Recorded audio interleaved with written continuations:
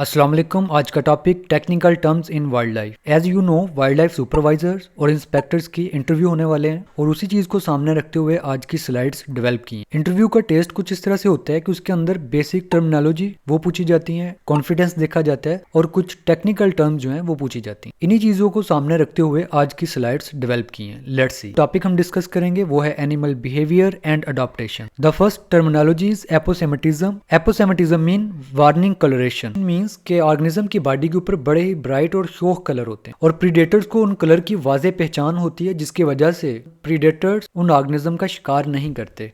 उसकी एग्जांपल्स है poison dot frogs. इसकी बॉडी के ऊपर स्पॉट ब्राइट कलर होता है, जिसकी वजह से प्रीडेटर्स इसको हार्म नहीं करते। तो इस तरह ये एक एनवायरनमेंट के अंदर महफूज तरीके से रह सकते हैं। सेकंड नंबर पे है बैटिसियन मिमिक्री। मिमिक्री मीन किसी का रूप ओढ़ना, मीन्स के बहरूपिया। अगर कोई हार्मलेस स्पीशीज मिमिक्स करे हार्मफुल वन स्पीशीज को, उसे कहते हैं बैटिसियन मिमिक्री। इस डायग्राम में देखें, यहाँ पर बैटिसियन मिमिक्री को एक्सप्लेन किया गया है। लेफ्ट साइड पर हूवर फ्लाई है, ये बिल्कुल हार्मलेस होती है, इसके पास कोई स्टिंगिंग स्ट्रक्चर नहीं होता। हूवर फ्लाई क्या करती है, ये वेस्प और हनी बी का जो मार्फोलिकल स्ट्रक्चर्स है, फिजिकल स्ट्रक्चर्स है, उसे अपना लेती है, जिससे क्या होता है कि प्रीडेटर फिर इसे भी अवॉइड करता है और इस तरह ये महफूज रहता है। नंबर थर्ड पर है Mullerian mimicry. Mullerian mimicry means harmful species share warning signal. Example की मदद से इसको देखते हैं। इस डायग्राम के सेंटर में वेस्प और राइट साइड पर हनी बी। इन दोनों के कलर पैटर्न को देखें, दोनों का सिमिलर है। इससे क्या होता है कि प्रीडेटर को एक वाज़ेह मैसेज आता है कि ये उनको हार्म कर सकती हैं, सो इनका शिकार ना किया जाए। तो जब दो harmful species same pattern share करें, इसे कहते हैं मुलेरियन मिमिक्री। नंबर 4 पे है एल्ट्रिज्म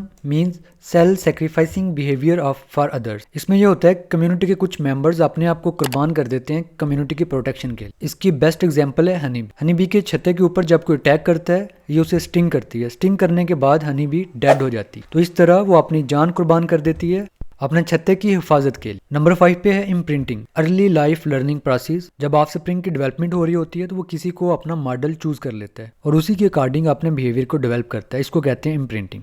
लास्ट में है territoriality defending a specific area. Her organism का अपनी एक टेरिटरी, एक इलाका होता है, उसको वो डिफेंड करता है। नेक्स्ट टॉपिक है थ्रेट्स एंड कंजर्वेशन स्ट्रेटेजीज। बड़ा ही हॉट टॉपिक है, इसे देखते हैं हम। फर्स्ट टर्मिनोलॉजी है anthropogenic impact human induced environmental changes. Environment के ऊपर ह्यूमंस जो चेंजेस इंड्यूस करता है उसको कहते हैं anthropogenic impact, like pollution, deforestation, road, city developments, all these known as anthropogenic impact. The second one is habitat fragmentation, breaking a large habitats into smaller patches known as habitat fragmentation। इस diagram में देखें, आपको एक बड़ा terrestrial part नजर आएगा। Due to human activities ये change हो जाता है पैचेस के अंदर। मीन्स कि इसमें रोड बन जाए या विलेज बन जाए या डैम बन जाए, उसकी वजह से इसके पैच बन जाते हैं। पैच बनने की वजह से इन्वायरमेंट का जो हैबिटेट है, टेरिटरी जो है वो डिवाइड हो जाती है और इससे एज इफेक्ट जो है वो बढ़ जाता है। Next is edge effect. Habitat boundary influences species distribution. Habitat fragmentation की वजह से एज इफेक्ट बढ़ जाते हैं, जिससे स्पीशीज के फूड एरिया, उसका हैबिटेट जो है वो कम पड़ जाता है। Next is genetic bottle neck effect, loss of genetic diversity. इसको हम ग्राफिकली देखते हैं। लेट्स सी। इस डायग्राम में देखें, ओरिजिनल पॉपुलेशंस के अंदर काफी डाइवर्सिटी है ह्यूमंस की, और ये डाइवर्सिटी जेनेटिक डाइवर्सिटी की वजह से ज्यादा है। फिर क्या हुआ, कोई क्रिटिकल इवेंट क्रिएट हुआ, मीन्स कि किसी डिजीज की वजह से काफी सारे लोगों की डेथ होगी। फिर उसके बाद कुछ स्पेसिफिक जीन्स ही बचेंगे। उससे नेक्स्ट जो पॉपुलेशन डेवलप होगी उसके अंदर वही खास जीन्स के नंबर ज़्यादा होंगे, वही खास करेक्टर्स के जो ऑर्गेनिज्म है वो ज़्यादा होंगे। सेम यही किसी भी एनिमल्स के ऊपर होता है। जब एनिमल्स का बहुत ज़्यादा शिकार कर दिया जाता है तो फिर चंद एक है जो ऑर्गेनिज्म बचते हैं, तो उनके पास जेनेटिक डाइवर्सिटी भी बहुत कम होती है। तो उससे जो नई पॉपुलेशन पैदा होती है तो उसके अंदर भी जीन्स की डाइवर्सिटी वो भी कम होगी। नेक्स्ट है रीवाइल्डिंग, रिस्टोरिंग इकोसिस्टम्स बाय री इंट्रोड्यूसिंग की स्पीशीज। किसी इकोसिस्टम को रिस्टोर करने के लिए उसके अंदर जब की स्पीशीज को दोबारा रखा जाता है वो कहलाता है रीवाइल्डिंग। जैसे कि लाल सोहना नेशनल पार्क के अंदर ब्लैक बक को दोबारा रीइंट्रोड्यूस किया गया। लेकिन रीवाइल्डिंग में क्या होगा कि उसका नेचुरल जो एनवायरनमेंट है इस तरह की साइड से अलग वाइल्ड के अंदर बिल्कुल टोटली रखना, वो कहलाता है रीवाइल्ड। नेक्स्ट है x situ conservation, conservation outside natural habitats. जब ऑर्गेनिज्म को उसके कुदरती माहौल से अलग करके किसी एक खास जगह पर उसे प्रोटेक्शन दी जाती है, वो कहलाता है एक्स सिटू कंजर्वेशन। इसकी हम एग्जांपल देखते हैं। एक्स सिटू कंजर्वेशन की एग्जांपल है जूलॉजिकल पार्क। उसके अंदर एनिमल को उसका नेचुरल इन्वायरमेंट नहीं मिलता।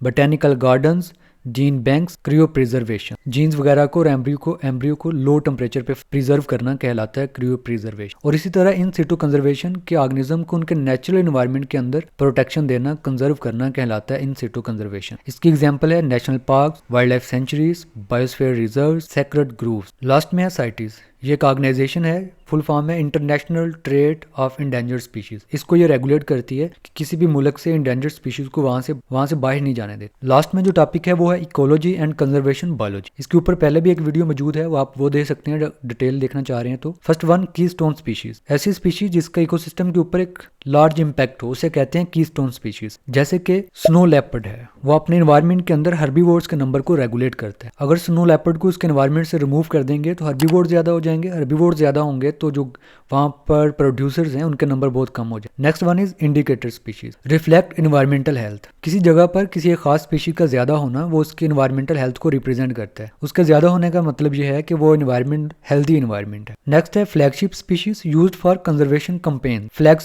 फ्लैगशिप स्पीशीज का एक कल्चरल बड़ा रोल होता है, फिर उस स्पीशीज को चूज किया जाता है उस इलाके को कंजर्व करने के लिए। लाइक पाकिस्तान के अंदर है मारखोर, और इसी तरह पांडा को यूज किया जाता है एनवायरनमेंट को प्रोटेक्ट करने के लिए। The next is umbrella species. Umbrella species protecting them benefits others. जब हम अम्ब्रेला स्पीशीज को प्रोटेक्ट करते हैं तो उससे दूसरी स्पीशीज को भी प्रोटेक्शन मिलती है। लाइक आप इंडस रिवर डॉल्फिन को देखें, जब हम इंडस रिवर डॉल्फिन को प्रोटेक्ट करेंगे तो इंडस रिवर जो हैबिटेट है वो भी प्रोटेक्ट होगा। Next one is trophic level in the food chain. Food chains के अंदर हम देखते हैं producers, primary consumers, secondary consumer, tertiary consumers और डिकम्पोजर्स। तो ये सारे के सारे trophic levels. Next is carrying capacity, max individuals and environment supports. कि एक एनवायरमेंट ज्यादा से ज्यादा कितने इंडिविजुअल्स को सपोर्ट कर सकता है वो कहलाता है कैरिंग कैपेसिटी। आज हमने 3 टॉपिक्स को कवर किया है, बाकी के टॉपिक्स नेक्स्ट वीडियो में। अल्लाह हाफिज।